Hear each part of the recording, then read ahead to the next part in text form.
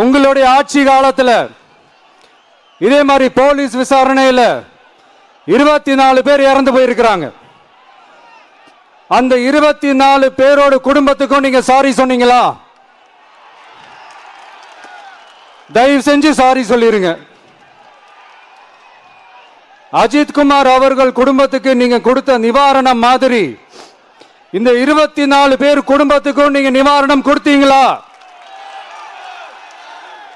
தயவு செஞ்சு நிவாரணம், அந்த நிவாரணத்தையும் கொடுத்துருங்க. சாத்தான்குளம் ஜபராஜ் பெனிக்ஸ் அந்த கேஸ் வந்து சிபிஐக்கு மாத்தினப்போ இது தமிழ்நாட்டோட காவல்துறைக்கு அவமானம்னு சொன்னீங்க. இன்னைக்கு நீங்க உத்தரவிட்டதுக்கு பேர் என்னங்க சார்? அதே தானே அன்னைக்கு நீங்க சொன்னதும் இன்னைக்கு நடக்கிறதும் அதே தானே? அதே சிபிஐ தானே?